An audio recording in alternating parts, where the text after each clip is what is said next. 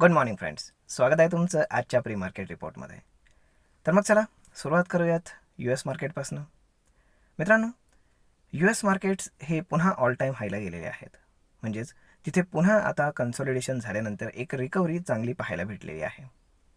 आणि जर आपण डेटा पाहिला तर कालचा डेटा हा पूर्णपणे मार्केटनं ॲब्झॉर्ब केलेला आहे. जसं की आपण कालच सांगितलं होतं की USचा जो इन्फ्लेशन डेटा आहे तो एक्सपेक्टेशनपेक्षा जास्त आला आहे. म्हणजेच तिकडे इन्फ्लेशन गेल्या महिन्यामध्ये वाढलेलं आहे असा त्याचा अर्थ होतो.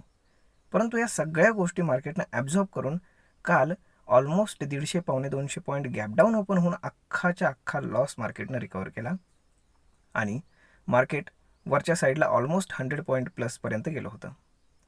आता हे सगळ्यांनी आपण पाहिलेलंच आहे. तर यामध्ये जर आपण कालचं ॲनालिसिस केलं तर याच्यामध्ये आपल्याला असं दिसून येतं की FIIs म्हणजेच फॉरेन इन्स्टिट्यूशन जे आहे तर त्यांनी काल मोठ्या प्रमाणात सेल केलेला आहे.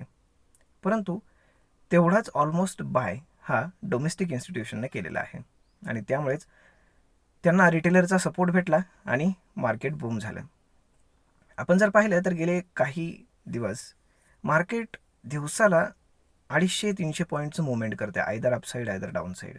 आणि जर बँक निफ्टीचं म्हणाल तर ऑलमोस्ट 700-800 पॉईंट ते 1000 पॉईंटपर्यंत दिवसाला मुवमेंट येते की ही ऑप्शन सेलरसाठी काही फार चांगलं आहे अशातला प्रकार नाही आहे. त्यांचे लॉसेस फार वाढत आहेत. त्यामुळे आज आहे निफ्टीची एक्सपायरी. मग आज काय होऊ शकतं हे जाणून घेऊयात. आता मार्केट टेक्निकली बुलिश आहे हे लक्षात असू द्या, परंतु 22,000ला जो ओपन इंटरेस्ट आहे तो कॉल साईडला खूप जास्त आहे. म्हणजेच 22,000ला एक स्ट्रॉंग रेजिस्टन्स आहे असं आपण म्हणू शकतो. परंतु मार्केटनं ऑलमोस्ट 3 वेळा ट्राय केलेला आहे 22,000च्या वरती जाण्याचा, परंतु तिन्ही वेळा मार्केट फेल झालं आहे. परंतु या गोष्टीचा फायदा असा होऊ शकतो की ते रेजिस्टन्स आता वीक झालेला आहे आणि मार्केट पुन्हा त्या बाजूला वाटचाल करते. जर बँक निफ्टीनं सपोर्ट केला तर येत्या 2 दिवसामध्ये 2 ते 3 दिवसामध्ये हा resistance maybe market break करू शकतं. याचं कारण असं की आज एवढं मोठं मुवमेंट काही दिवसांमध्ये झाल्यानंतर एक कन्सॉलिडेशन गरजेचं आहे. म्हणजेच ज्यांना फ्रेश एंट्री करायची आहे त्यांना फ्रेश एंट्री करण्यासाठी चान्स मिळेल आणि ते मे बी आज होऊ शकतं, कारण आज आहे निफ्टीची एक्सपायरी आणि त्याचबरोबर मार्केट ऑल टाईम हायच्या पुन्हा जवळ जाण्याचा प्रयत्न करतं आहे. मग या सगळ्या गोष्टी जर एकत्र केल्या तर मार्केट थोडंसं चॉपी होणं फार गरजेचं आहे. तर पाहूयात काय होतं ते. परंतु आज गिफ्ट निफ्टी इंडिकेट करतं की मार्केट पुन्हा 70 ते 80 पॉईंट गॅपअप ओपन होणार आहे. त्यामुळे मार्केट पूर्णपणे बुलिश आहे हे लक्षात असू द्या. आता बाकी जर आपण पाहिलं तर काल ज्याप्रमाणे आपण ॲनालिसिस केलं होतं त्याप्रमाणे अदानी स्टॉक्स आणि बाकी ज्या काही PSU बँक्स वगैरे आहेत तर त्यांनी चांगल्यापैकी मार्केटमध्ये सपोर्ट दिलेला आहे. आणि खरा प्रॉब्लेम आपल्या मार्केटमध्ये एकच आहे, तो म्हणजे HDFC बँक. कारण त्याचं वेटेज निफ्टी आणि बँक निफ्टी दोन्ही ठिकाणी खूप जास्त आहे आणि ते काही रिकवर होत नाही आहे.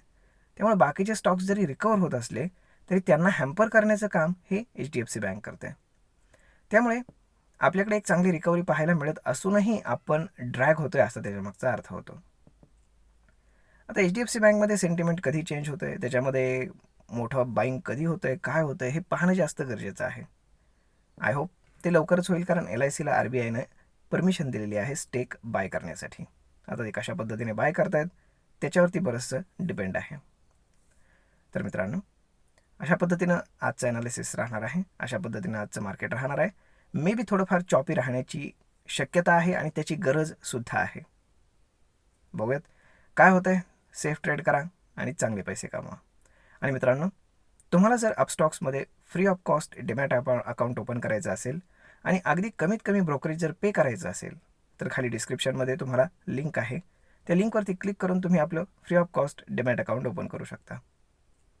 तर मग भेटूयात पुढच्या एका नवीन व्हिडिओमध्ये. तोपर्यंत धन्यवाद.